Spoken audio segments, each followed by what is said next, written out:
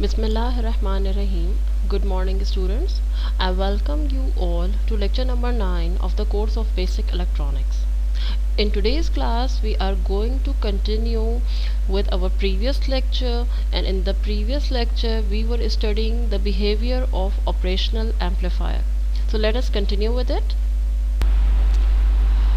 Okay, now we are going to find the output voltage and voltage gain for the operational amplifier.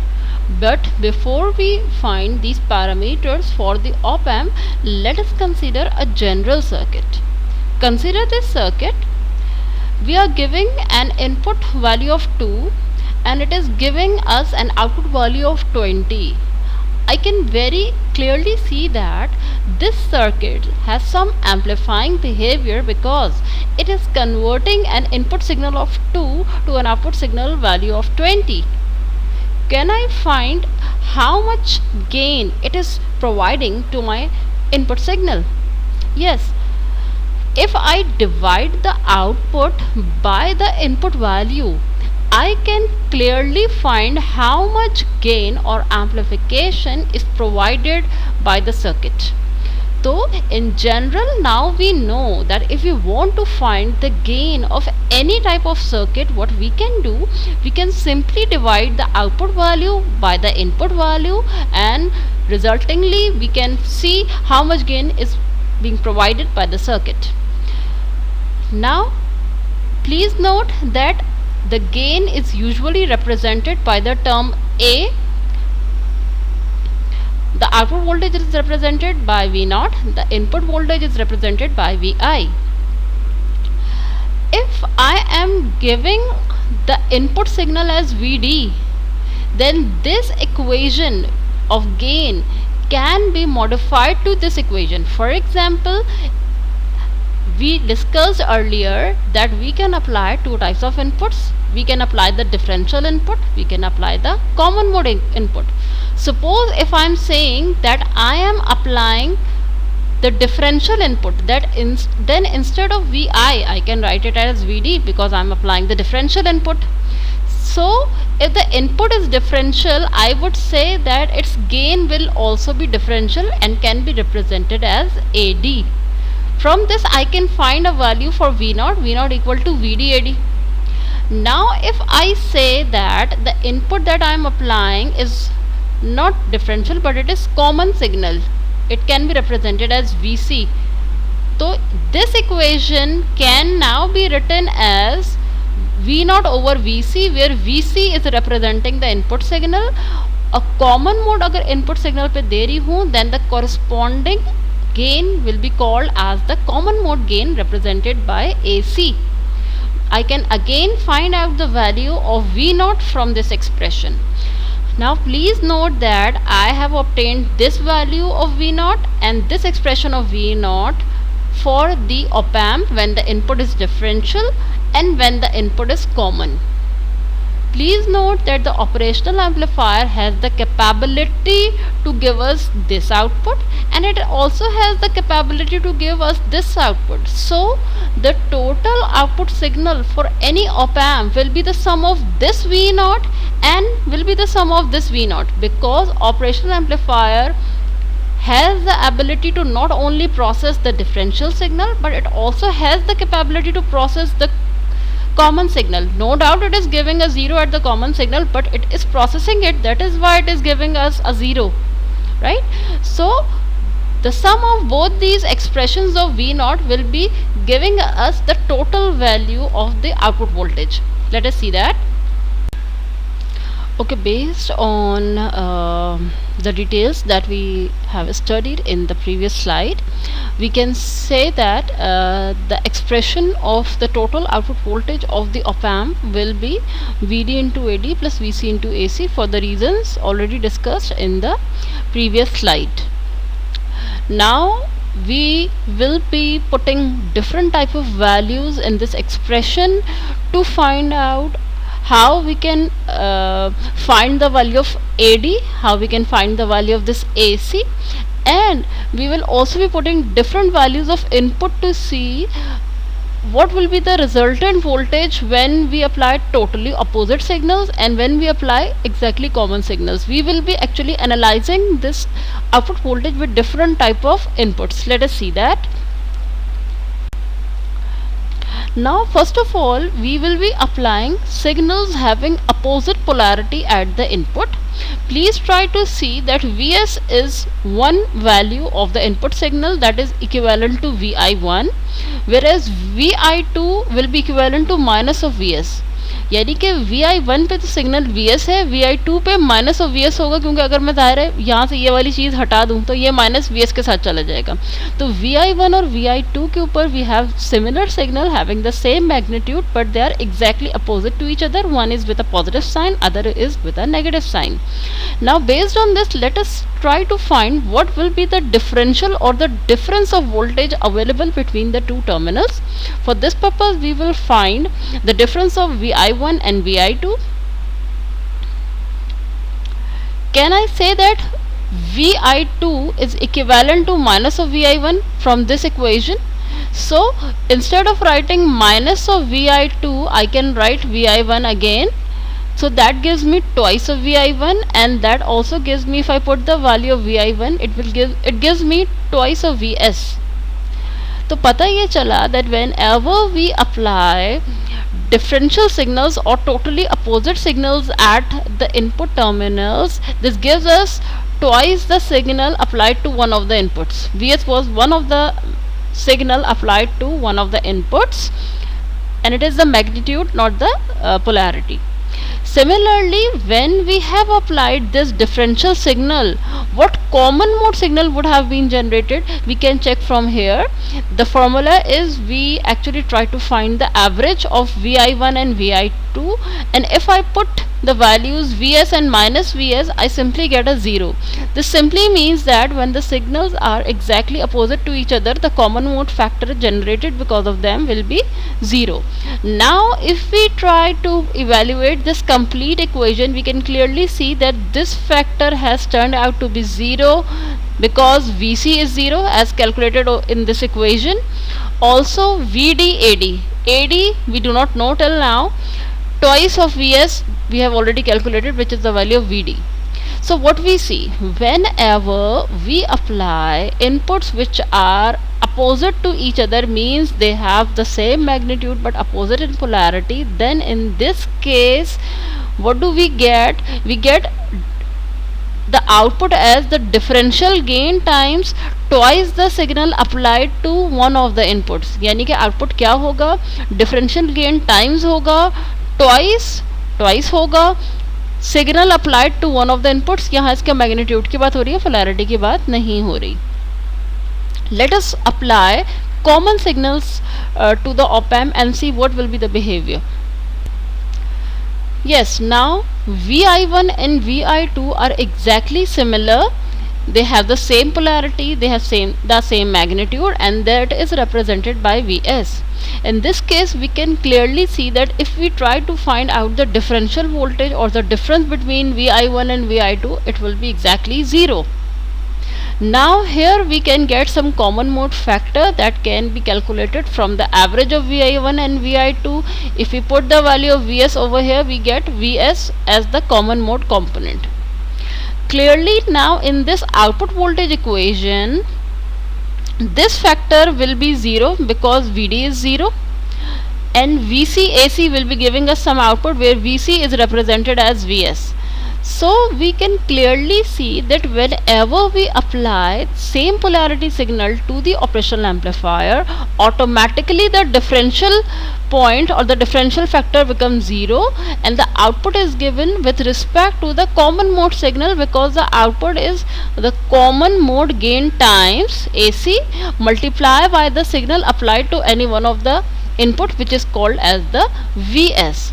Previously we saw that when we applied differential signal at the input, automatically the common mode factor became 0 and we got some output due to the differential gain. Here we are having output due to the common mode gain. Now we are going to find the value of the differential gain and the value of the common mode gain. We should have in our mind that the expression of V naught equal to VDAD plus VCAC. When we apply differential signal such as Vi1 is equal to 0.5 and Vi2 is equal to minus 0.5, then the differential input voltage becomes equal to 1 as per this equation. The common mode signal, which is actually the average of Vi1 and Vi2, becomes equivalent to 0. So in the expression V0 equal to VDAD plus VCAC, because of the fact that Vc equal to 0, the second term becomes 0. VCAC terms become 0 because Vc is 0. Now we are left with the only term V0 equal to VDAD, where we chose the value of Vi1 and Vi2 such that Vd equal to 1. So when Vd equal to 1, whatever be the value of the voltage available at the output will be representing the differential gain. मैंने क्या किया, Vi1 Vi2 को 0.5 choose किया ऐसे कि Vd की value 1 आ जाए, Vc की वैल्यू जब भी मैं अपोजिट सिग्नल लूंगी ऑटोमेटिकली 0 ही होगी. तो एक्सप्रेशन में VCAC का टर्म तो 0 हो गया because of the fact that Vc equal to 0. बचा क्या था एक्सप्रेशन में, VDAD का टर्म, जो कि मैंने Vi1 Vi2 ऐसे चूज किए कि Vd 1 हो गया. जब Vd 1 हो गया तो आउटपुट पे जो कुछ भी मुझे मेजर हो रहा होगा वो बेसिकली डिफरेंशियल गेन को रिप्रेजेंट कर रहा होगा when the inputs are like this. Now similarly I can use some mechanism to find the value of the common mode gain, which is represented as AC. In this case, in the expression V0 equal to VDAD plus VCAC, I want to first of all make the first term 0. VDAD term I want to be 0, and in the VCAC term I want Vc to be 1. How can I achieve this? Let us see that. Vi1 और Vi2 को दोनों को मैंने बराबर choose किया. इससे क्या हुआ कि डिफरेंशियल इनपुट जो है वो 0 आ गया, यानी कि VDAD वाली टर्म तो 0 हो जाएगी. What will happen to the common mode signal? Common mode signal Vc के सिग्नल को 1 बनाने के लिए क्या ज़रूरी था, Vi1 Vi2 दोनों 1 होते. जब ये दोनों 1 है तो इनका कॉमन मोड एवरेज जो निकला वो 1 निकल आया. अब एक्सप्रेशन में VDAD का टर्म तो 0 हो चुका है, VCAC के टर्म में से Vc की वैल्यू हो चुकी है 1.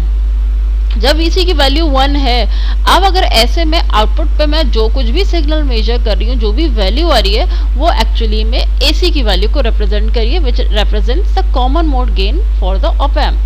This in this manner by applying simple inputs like this plus minus 0.5 and 1 on the same op amp, we can find the differential gain of the op amp. We can also find the common mode gain of the op amp. Now let us come to common mode rejection ratio, which is also represented as CMRR for the op amp. First of all, from the previous lectures we should know and recall that the op amp has the ability that whenever we give exactly similar signal to both terminals of the op amp, the op amp inverts one of the signal that is applied to the negative terminal and also amplifies it. The op amp only amplifies the signal applied to the positive terminal, it does not invert, resulting in both the signals cancel each other at the output and give us a 0. This means that in very short term I should say that we have already studied the common mode rejection property of op amp, where we saw that it was rejecting the exactly common signals and giving us a 0 output for those common signals. So we are going to further extend that concept, and we would see that the common mode rejection feature of op amp is actually the ratio of the differential gain and the common mode gain.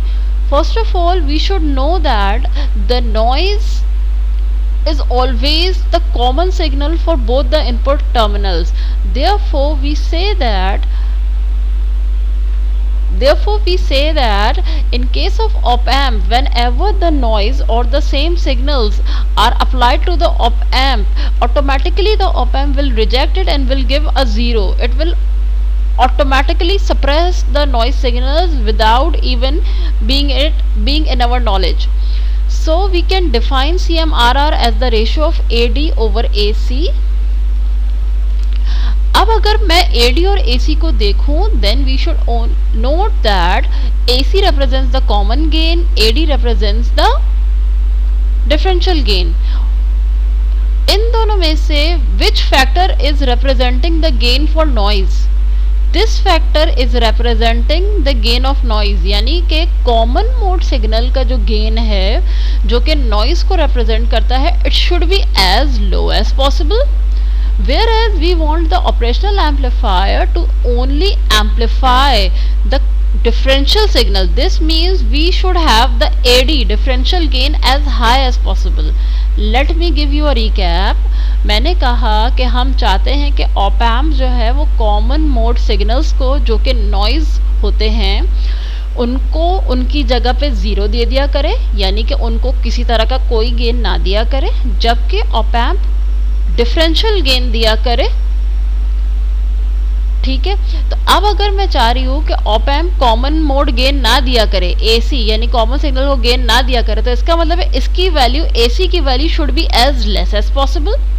और मैं चाह रही हूँ कि वो differential gain ज़्यादा दिया करे, तो एडी की value should be as high as possible. अब आप ज़रा देखें कि इस इक्वेशन के अंदर न्यूमरेटर का फैक्टर जो है वो इंक्रीज कर रहा है और डिनोमिनेटर का फैक्टर रिड्यूस कर रहा है, एसी. तो CMRR की वैल्यू क्या होगी, बड़ी होगी या कम होगी? CMRR की वैल्यू बड़ी होगी, इसलिए कि देखें ये AD की value we want as high as possible. तो जितना न्यूमरेटर ज़्यादा होगा CMRR क्या होगा, उतना ही ज़्यादा होगा. और मैं दूसरी बात क्या कह रही हूँ कि कॉमन मोड का गेन कम से कम होना चाहिए. जितना डिनोमिनेटर कम होगा उतना CMRR जो है वो बेसिकली ज़्यादा होगा. तो पता ये चल रहा है कि ऑपरेशनल एम्पलीफायर का जो CMRR कॉमन मोड रिजेक्शन का जो रेशो है, अगर हम ये चाह रहे हैं कि कॉमन मोड गेन कम हो और डिफरेंशियल गेन ज़्यादा हो, तो that value of CMRR should be as high as possible. तो अब मुझे पता ये चला कि CMRR दर हकीकत is a parameter for comparison among different operational amplifiers. Operational amplifiers are being judged on the basis of their CMRR for their noise tolerance. The op amps having higher value of CMRR will be much more tolerant against noise as compared to those which have low value of CMRR. ठीक है, पता ये चल रहा है कि इस equation को देख के पता चला AC कम होना चाहिए, कॉमन मोड गेन कम ताकि नॉइज का गेन कम हो, डिफरेंशियल गेन ज़्यादा ताकि एक्चुअल सिग्नल्स को ज़्यादा जो है वो गेन मिल सके. तो पता चल रहा है कि CMRR की वैल्यू ज़्यादा होनी चाहिए क्योंकि न्यूमरेटर बढ़ रहा था, डिनोमिनेटर रिड्यूस हो रहा था. दोनों ही चीज़ें, न्यूमरेटर का बढ़ना, डिनोमिनेटर का कम होना, CMRR की हाई वैल्यू को इंडिकेट करता है. तो पता ये चल रहा है कि अच्छी नॉइज रिजेक्शन वाले ऑप एम्प का CMRR ज़्यादा होगा. तो if I am comparing two op amps on the basis of their noise tolerance, I will simply check the value of their CMRR. The one with the higher value of CMRR will be more tolerant against noise or will be more immune against noise. ठीक है, CMRR की जो value है usually dB scale में represent की जाती है. Simply what we do, we take the log of AD over AC and then multiply it by 20. This gives us the value of CMRR in the log scale. So if you will be asked to write something about the noise rejection property of the op amp, this is also to be discussed when you are discussing the noise rejection property of the operational amplifier. Now we can represent the output voltage of an operational amplifier in terms of CMRR as follows. We already know that V0 equal to VDAD plus VCAC. Okay, मैंने इसमें से I take the first term as common, VDAD को मैंने common लिया, यहाँ 1 आ गया, VDAD इसके denominator में पहुंच गया. We already know that the ratio of AD over AC gives us the CMRR. यहाँ VDAD एज इट इज रहा, 1 ऐसे ही रहा, VC over VD as it is रहा, AD ओवर AC की जगह मैंने क्या लिख दिया, 1 ओवर CMRR लिख दिया. तो this is how we can represent the output voltage V naught in terms of CMRR. but please note कि इस फॉर्मूला में जो CMRR पुट होगा वो log वाला पुट नहीं होगा, नॉर्मल वाला पुट होगा without the log value, right? Now let us do two numericals related to the CMRR calculation of the op-amp. These two circuits are given to us. These two figures are of the same op-amp and some measurements have been made on it. We have to find the common mode rejection ratio for this op-amp. It is already said that when input voltage is VI1 is 0.5 millivolt and when VI2 is minus 0.5 millivolt, then the output voltage available is 8 volt. At the same time, on the same op-amp, when VI1 was 1 millivolt and VI2 was also 1 millivolt, then the voltage available at the output was 12 millivolt. Now let us try to find the values related to the calculation of CMRR with the help of these measurements. First of all, this set of input voltages indicate differential signals because this is positive and this is negative having the same magnitude. So what we do, we can find VD using the formula VI1 minus VI2. That will give me 0.5 volt minus 0.5 volt. तो VD की value यहाँ पे क्या आ गई, VI1 minus VI2 से VD की value आ गई 1 मिलीवोल्ट. सी दैट कि V0 बराबर होता है VDAD के. तो अब अगर मैं VD की जगह 1 मिलीवोल्ट लिख दूं यूजिंग दिस मेजरमेंट, तो उस पर V0 की वैल्यू आ रही है 8 वोल्ट, AD की वैल्यू आ गई 8000. Let me give it a recap. V0 बराबर है VDAD के भी, V0 बराबर है VCAC के भी. अलग अलग इसको कैलकुलेट कर लिया. इनपुट पर हमारे पास दो सिग्नल्स अवेलेबल हैं, both of them are differential in nature. For example VI1 में जो चीज़ पॉजिटिव में है वही VI2 में नेगेटिव में है. VI1 माइनस VI2 किया तो VD की वैल्यू आ गई जो कि 1 मिलीवोल्ट यहाँ पे लिखी हुई है.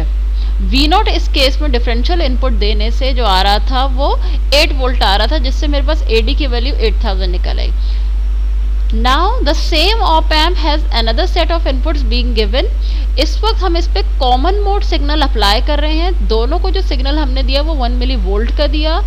इससे मैं कॉमन मोड सिग्नल कैसे फाइंड कर सकती हूँ. VC बराबर होगा VI1 plus VI2 divided by 2 के, यानी कि VC इन दोनों का एवरेज होगा. तो वो क्या होगा, वो 1 वोल्ट ही आ रहा होगा, 1 मिली वोल्ट ही आ रहा होगा.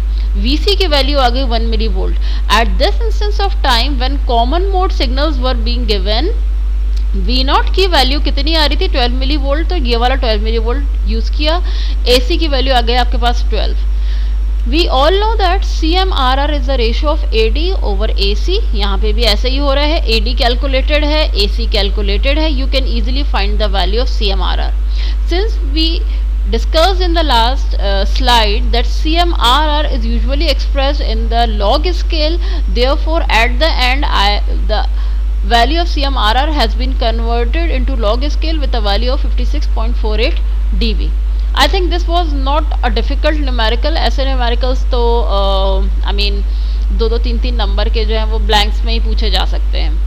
Okay, let us go to the next numerical.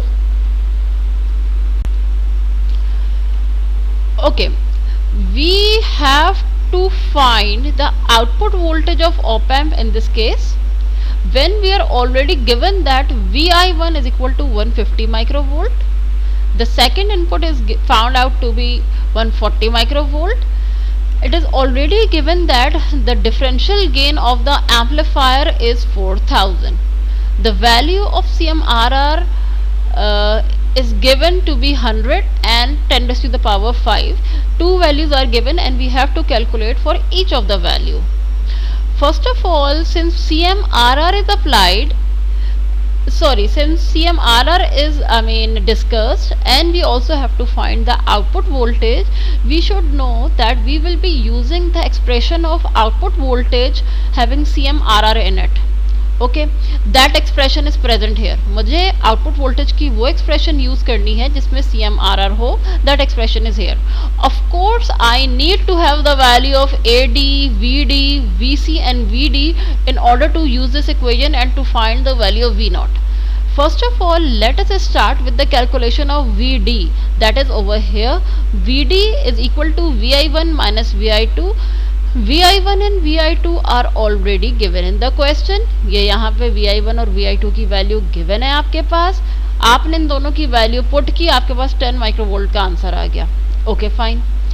VC will be the average of VI1 and VI2. Whatever be the values of VI and VI2, simply put them and find the average as 145 microvolt. ठीक है. अच्छा, AD की value if you try to observe is already given as 4000 in the question. This value can be used directly.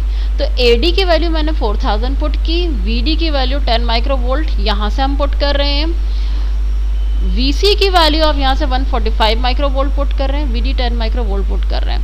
CMRR is taken as 100 for the case number A as shown over here. तो इससे आपके पास V0 की value आ गई है 45.8 millivolt. All the above voltages and values will remain same. ये भी 4000 रहा, ये 10 माइक्रोवोल्ट रहा, ये 145 माइक्रोवोल्ट रहा, ये 10 माइक्रोवोल्ट है. Only the value of CMRR has been changed. CMRR की वैल्यू जब आपने ये अप्लाई की, जो सेकेंड पार्ट बी में अप्लाई की थी, this will be the new value for the output voltage V0.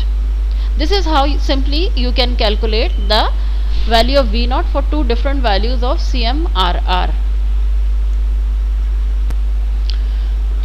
Now we are going to study the internal model of the operational amplifier. Please try to observe that this is drawn. This is the internal circuit of the op-amp, which is practical, and this is the internal circuit of op-amp, which is ideal in nature. Now let us see what is the difference. First of all, try to observe that this is input terminal number 1, this is input terminal number 2. ये दोनों basically op-amp के inputs को indicate कर रहे हैं. ठीक है, दोनों इनपुट टर्मिनल के दरमियान ऑप-एम्प के अंदर जो रेजिस्टेंस नज़र आ रही है उसको नाम इनपुट रेजिस्टेंस कहा है, उसको RI से रिप्रेजेंट किया है. अब अगर ये प्रैक्टिकल ऑप-एम्प है तो आपको पता है कि मैंने बताया था कि ऑप-एम्प की प्रॉपर्टी ये है कि इनपुट रेजिस्टेंस आइडियली इनफाइनाइट होती है और प्रैक्टिकली बहुत हाई वैल्यू होती है.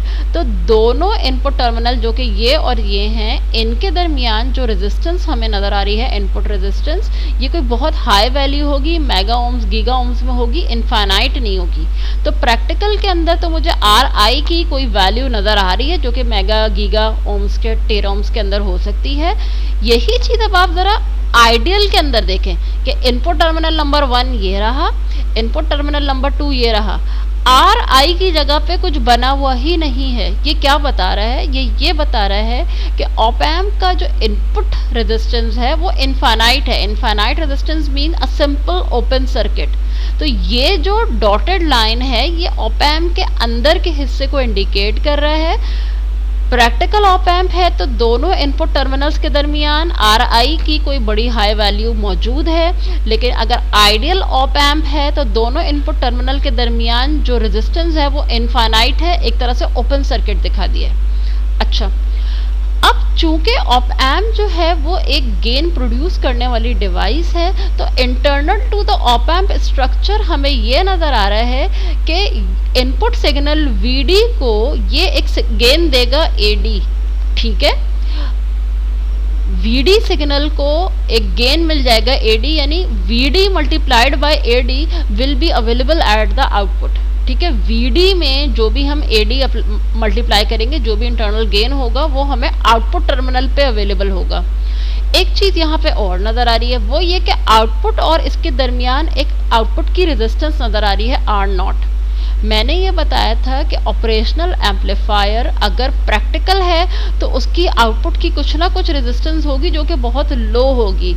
हकीकत में कोई रेजिस्टेंस ज़ीरो नहीं हो सकती, इसलिए कि अगर कोई रेजिस्टेंस यहाँ ना भी हो, एक मामूली सी कनेक्टिंग वायर भी लगी हो, तो वो क्या बता रही है, वो उस कनेक्टिंग वायर में भी 0.00001 करके बहुत माइनर सी रेजिस्टेंस होगी, लेकिन होगी ज़रूर। इसीलिए मैंने ये बताया है कि प्रैक्टिकल ऑप एम्प में आउटपुट की रेजिस्टेंस भले कोई बहुत ज़्यादा ना हो, 0.0001 ओम्स ही हो, जो कि बहुत छोटी वैल्यू है, लेकिन होगी। तो रफली ये समझें कि ये इतनी छोटी रेजिस्टेंस है कि एक तरह से देखा जाए कैन बी कंसिडर्ड नेग्लिजिबल, लेकिन ज़ीरो नहीं है।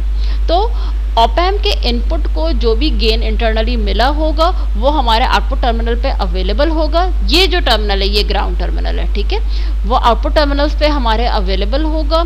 एडी चूंकि ये ऑपरेशनल एम्पलीफायर प्रैक्टिकल है, मैंने बताया था ऑपरेशनल एम्पलीफायर का जो गेन होता है वो इनफाइनाइट होता है, आइडियली प्रैक्टिकली इनफाइनाइट नहीं होता।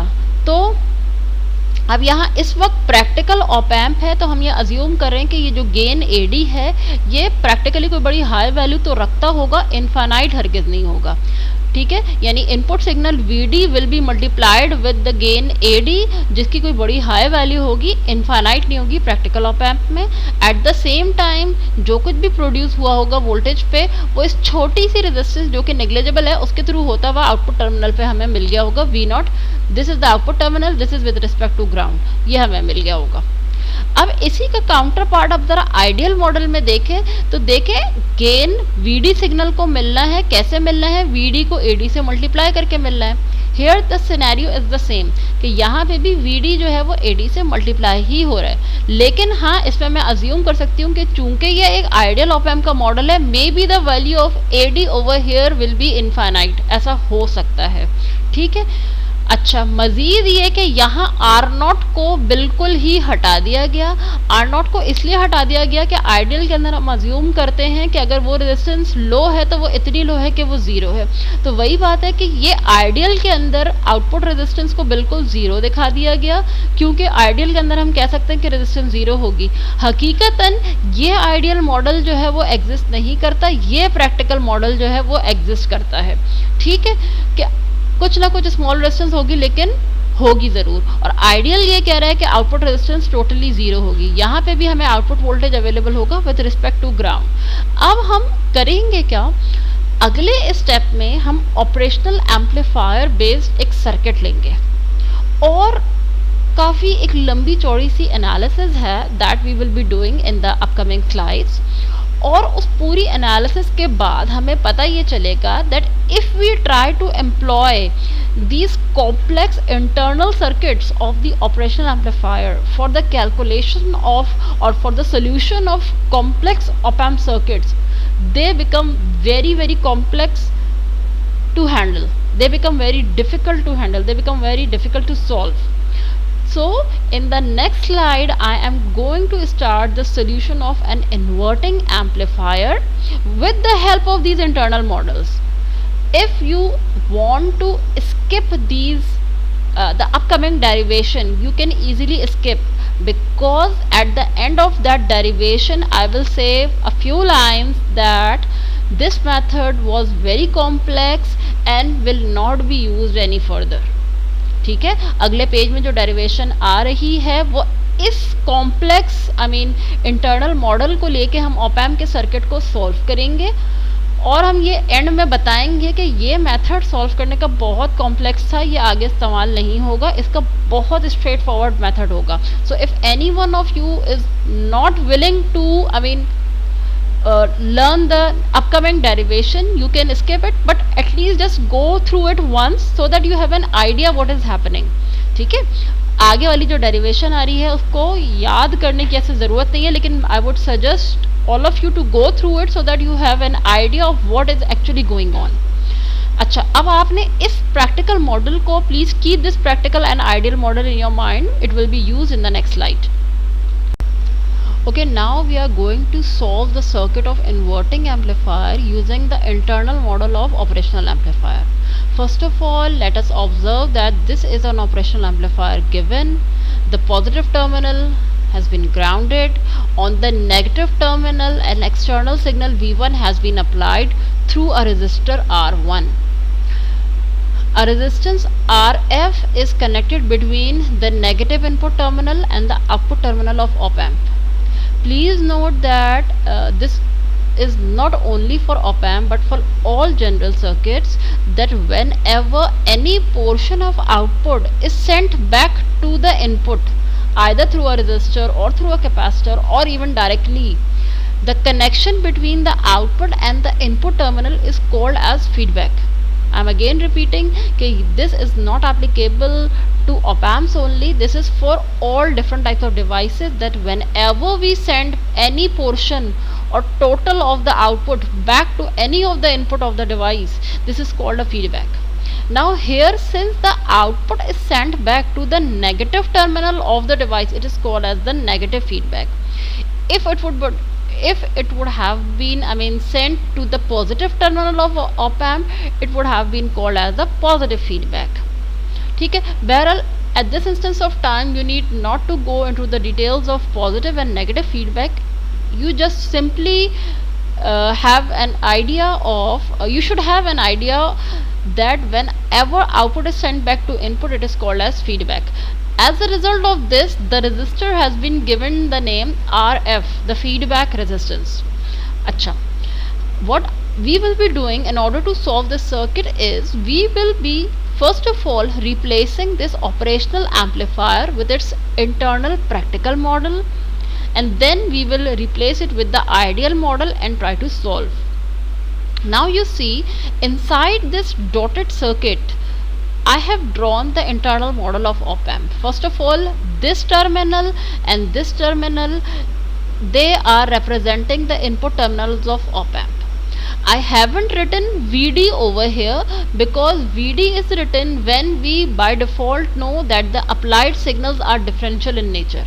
VD मैं यहाँ तब लिखती, पिछले वाले सर्किट में स्लाइड के ऊपर यहाँ पे VD लिखा हुआ है, VD उस वक्त मैं लिखती जब मुझे for sure पता होता that the input signals are differential in nature. Here, since I do not know that whether the input signal applied is differential or a common signal, I am replacing it with a general term VI. Instead of writing VD मैंने यहाँ लिखा फिलहाल VI, और ये जो polarities लगी हुई है इनपुट सिग्नल के उसके हिसाब से लगी हुई हैं, टर्मिनल्स के हिसाब से लगी हैं. अच्छा, इंटरनल टू द ऑप-एम्प यानी कि दोनों इनपुट टर्मिनल्स के दरमियान there is the very high resistance which is the high input resistance RI. Internal to the op-amp, the input signal Vi will be multiplied with the gain of the op-amp. A के साथ मैंने V लगा दिया. As we already know that the symbol A represents the gain, the symbol AV represents voltage gain. यानी input signal Vi inside the op-amp will be multiplied to a voltage gain of the op-amp. Okay. R0 represents the internal output resistance of op-amp, यानी ये भी कोई बहुत low value होगी, लेकिन हाँ practical op-amp में it will be existing. This terminal is grounded. Okay, the output terminal has a resistor RF which is used as a feedback resistor and is connected back to the negative terminal of op-amp. जैसे कि ये यहाँ से यहाँ connected है, इसी तरह से ये यहाँ से यहाँ कनेक्टेड है. फिर नेगेटिव टर्मिनल पे R1 रेजिस्टेंस लगी हुई है, नेगेटिव पे R1 रेजिस्टेंस लगी है, फिर ये आ गया V1. In the next step, this practical model, internal practical model has been replaced by the ideal model. हुआ क्या है, R1 वहीं लगा हुआ नज़र आ रहा है, RF वहीं नज़र आ रहा है. RI की जगह मैंने क्या बना दिया है, I have replaced it with RI equal to infinity. क्योंकि मैंने ये कहा कि since I am now solving with the ideal model, मैंने RI की जगह open circuit दिखाया because open circuit means an infinite resistance. Okay. R0 की जगह मैंने 0 दिखाया because in ideal scenario the output resistance will be exactly 0 volt. Now there is one change that I have replaced the sign polarity over here and I have changed the sign over here. Please remember that we have already studied that any input signal applied to the negative terminal of op-amp will always be generating a negative voltage. क्योंकि हमें पता है कि जब भी negative पे signal apply करते हैं वो ना सिर्फ एम्पलीफाई होता है बल्कि वो इन्वर्ट भी होता है, right. So in order to incorporate that negative gain into our circuit. मुझे अपनी कैलकुलेशन में भाई दिखाना है कि ये जो ऑप एम्प है वो नेगेटिव गेन दे रहा है, तो वो नेगेटिव गेन क्यों दे रहा है। मैंने यहाँ से सिग्नल की पोलैरिटी को प्लस माइनस कर दिया और मैंने कहा कि इस ऑप एम्प का इंटरनल गेन ही नेगेटिव था, जिसकी वजह से ना सिर्फ मेरा सिग्नल एम्पलीफाई हो रहा है बल्कि इन्वर्ट भी हो जा रहा है। तो ऑप एम्प का नेगेटिव टर्मिनल पे अप्लाई करने से जो नेगेटिव वाली चीज़ है कि गेन नेगेटिव क्यों होता है और वी नॉट पे नेगेटिव क्यों आता है, मैंने गेन को अंदर नेगेटिव शो करा, ये मैंने खुद से करा है। ठीक है, if any one of you fail to understand this derivation, no need to worry, because we will not be solving any further problem with this method, because at the end of this derivation we would indicate that this was a very complex method and very difficult to solve and tedious. We will be having another very simple method. Just go through it to see what is actually happening and how much complex it is. अच्छा, in the next step I have tried to remove these dotted lines. ठीक है, dotted line को मैं remove कर दूं क्योंकि सिर्फ ये बता रहा है कि इसके अंदर जो कुछ भी बना हुआ है वो ऑप एम्प का इंटरनल हिस्सा है। बाकी सब चीज़ें मैंने एज इट इज़ ड्रॉ कर ली और उनको थोड़ा सा सीधा कर लिया। देखिए V1, R1 और VI। V1 दरअसल क्या है, एक सोर्स का नाम है, मैंने V1 की जगह एक सोर्स बना दी, R1 दिखा दिया। R1 का अगला टर्मिनल है VI और VI विद एक ओपन सर्किट के दरमियान में VI बना हुआ है और उसका अगला टर्मिनल ग्राउंड है। बिल्कुल मैंने यहाँ पे भी ये दिखाया कि R1 के बाद VI टर्मिनल है, ये ओपन सर्किट के ऊपर बना हुआ है और इसका अगला टर्मिनल है ग्राउंड। R1 का अगला टर्मिनल RF से जुड़ा हुआ है and that is further connected to V0। Okay, R1 का अगला terminal is connected to RF and it is further connected to V0. V0 is connected with the dependent voltage source AV into VI. V0 is connected to minus AV into VI. इसका अगला terminal ground है, तो यहाँ पे भी अगला terminal ground है। Now we can see that the above circuit simply has been redrawn in this position. This circuit actually indicates that VI will be affected not only by this V1 but it will also be affected by this supply minus AV into VI. Now we will be applying superposition theorem. We will be finding VI1 due to this V1. At that time I will be suppressing this voltage source. Superposition तो पता होगा कि superposition में जब एक source का effect find करते हैं तो उस वक्त दूसरी वोल्टेज सोर्स अगर होती है तो उसको शॉर्ट कर देते हैं और अगर दूसरी करंट सोर्स थी तो उसको ओपन सर्किट कर देते हैं। since we have both voltage sources over here, so I will be grounding or short circuiting this one while I will be finding the effect of this V1 on this VI. So first of all we will be finding the effect of V1 on VI. I will be calling it as VI1. At that time I will be keeping this short circuited. In the second step I will be finding the effect of this source on VI. I will be calling that VI as VI2 and at that time I will keep this voltage source suppressed. Now let us go to the next slide. I have for the sake of easiness I have repeated that previous figure over here. Now you can see मैंने इसको यहाँ पे इस वाली source को short circuited किया हुआ है और मैं V1 की वजह से जो भी VI प्रोड्यूस होगा वो मैं फाइंड करना चाह रही हूँ। ठीक है, and I am calling it as VI1. VI1 क्या होगा अगर आप देखें, this is a voltage source with two resistances in series. We can easily apply voltage divider rule over here कि VI1 किसके अक्रॉस का वोल्टेज है, basically it is the voltage appearing across RF. So I can write that VI1 will be equivalent to V1 into RF divided by R1 plus RF. VI1 क्या हो गया, V1 into RF divided by R1 plus RF. Now I haven't drawn the second diagram, but in the second diagram what the scenario will be, ये source यहाँ पे लगी हुई होगी, ठीक है, माइनस AV into VI. यहाँ पे जो यानी अब यहाँ सोर्स लगी हुई होगी माइनस AV VI. आप इसको खुद से बनाएं, VI1 की जगह होगा VI2 और ये पार्ट शॉर्ट सर्किटेड होगा. उससे क्या होगा, अब जो VI2 आप कैलकुलेट कर रहे होंगे वो भी वोल्टेज डिवाइडर के थ्रू कैलकुलेट हो सकता है. VI2 कैसे कैलकुलेट होगा, सोर्स वोल्टेज, ये वाली सोर्स वोल्टेज जो कि minus A V V I होगी, minus A V V I into R one, minus A V V I into R one divided by R one plus R F, यानी कि बिल्कुल ऐसा ही circuit बनेगा। V1 की जगह यहाँ माइनस ए वी वी आई आ जाएगा, ये चीज़ शॉर्ट हो जाएगा, यहाँ VI2 आ जाएगा। एक्सप्रेशन निकालने का तरीका अभी भी वोल्टेज डिवाइडर होगा कि minus A V into V I, लेकिन अब किसके अक्रॉस होगा, वो R1 के अक्रॉस होगा, डिवाइडेड बाय इन दोनों का सम, ये आपके पास VI2 आ गया। अगले स्टेप में हम VI बना देंगे VI1 और VI2 के बराबर, ये चीज़ आपने यहाँ लिखी। VI2 की वैल्यू क्या है, minus R1 AV VI, VI2 की वैल्यू पुट कर दी, जो VI1 था वो पुट किया, जो VI2 था वो पुट किया।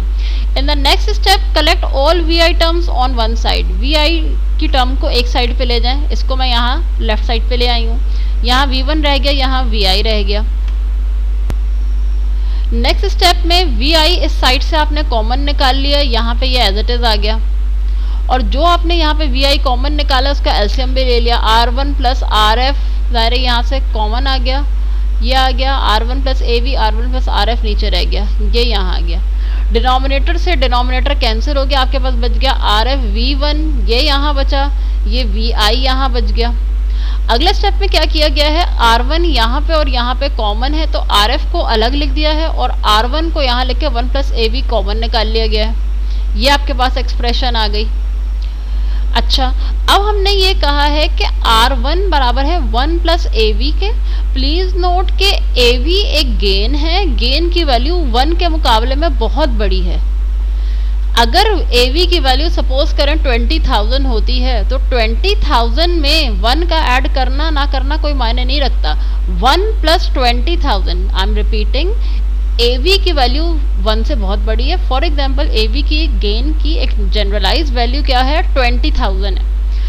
20,000, 1 प्लस 20,000 क्या मैं नहीं कह सकती कि बिल्कुल बराबर होगा 20,000 के, बिल्कुल हो गई। तो instead of writing 1 plus AV, मैंने खाली AV लिखा और यहाँ के मैंने अपनी एक्सप्रेशन से एग्जैक्टनेस को ख़त्म कर दिया है, अप्रॉक्सीमेशन पे आ गई हूँ। तो मैं instead of writing the equal sign, मैं यहाँ पे इक्वल टू और इक्विवेलेंट टू और अप्रॉक्सीमेशन का साइन यहाँ लगा दूँ, तो इसमें कोई गलती नहीं है, ठीक है। तो यहाँ आकर मेरी जो एक्सप्रेशन है वो बेसिकली एग्जैक्ट एक्सप्रेशन से हट गई है, अप्रॉक्सीमेट एक्सप्रेशन हो गई है कि 1 प्लस AV जो कि 20,000 प्लस 1 था, इसकी जगह मैंने सिर्फ 20,000 लिखा, सिर्फ AV लिख दिया, जिससे क्या हुआ, ये RF plus R1 into AV बन गया, ये एज इट इज आ गया।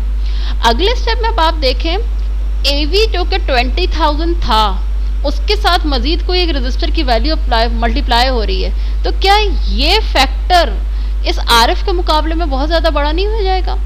Similarly 20,000 into some resistor value plus this value, क्या मैं नहीं कह सकती कि ये फैक्टर इतना बड़ा होगा कि इस RF का ऐड होना ना होना कोई मायने नहीं रखता।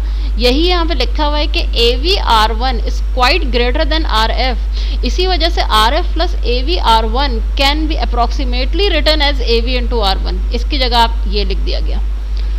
अब इसमें से VI को यहाँ रखा, V1 RF यहाँ आ गया, AV R1 यहाँ आ गया।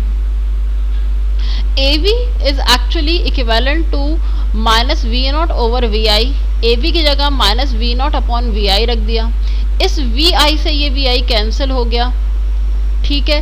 ये आपके पास रिमेनिंग चीज़ें बच गई। AV is the voltage gain बराबर होता है माइनस V0 अपॉन VI के, ठीक है। गेन चूंकि नेगेटिव है, AV की value minus V0 upon VI है, यहाँ रखा है और फिर अब आप इसमें से VI कैंसिल करेंगे।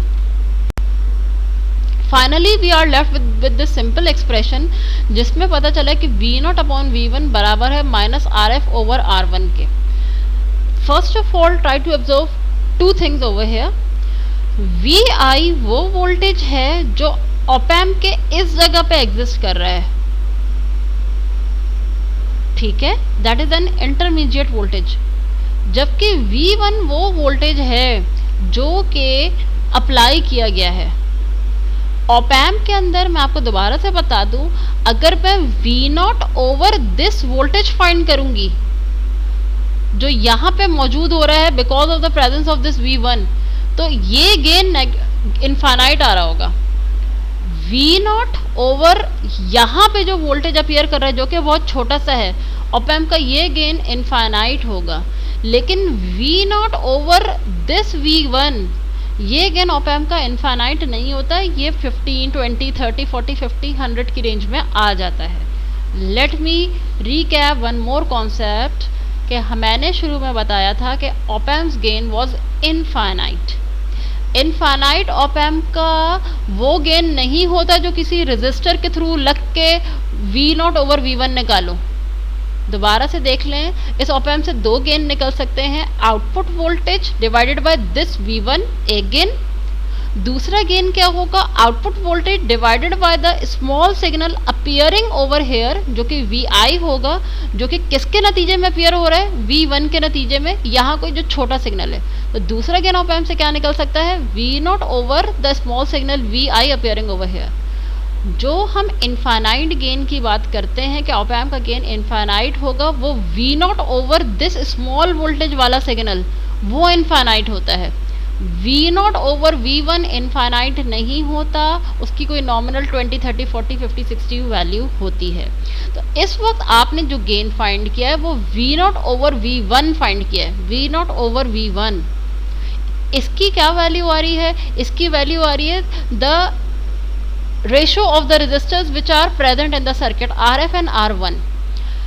इतनी पूरी एनालिसिस करने के बाद आउटपुट एक्सप्रेशन में जो कुछ भी नज़र आया वो ये नज़र आया that the overall gain V0 over V1 of the op amp is not dependent on any of the internal factor, rather than it is dependent on the value of the external resistors only.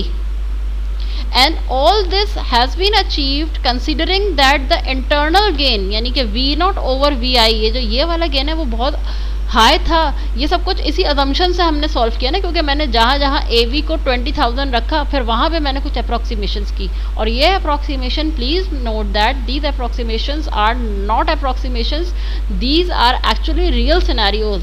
हकीकत में इसका gain इतना ही होगा। तो जो assumption मैंने करके अपनी सोल्यूशन को आगे बढ़ाया है, this was not a wrong assumption, this was 100% correct assumption. ठीक है, तो मुझे 100% करेक्ट अजम्पशंस पुट करने के बाद इसमें यह पता चला कि the net voltage gain is actually the product is actually the ratio of the external resistors only, and it has nothing to do with the internal factors of op amp. Now we have come to this result after 2 or 3 page tedious calculations. We will now devise a mechanism to reach this calculation and reach this result in very simple steps. Let us see how. We will discuss this thing in the next class.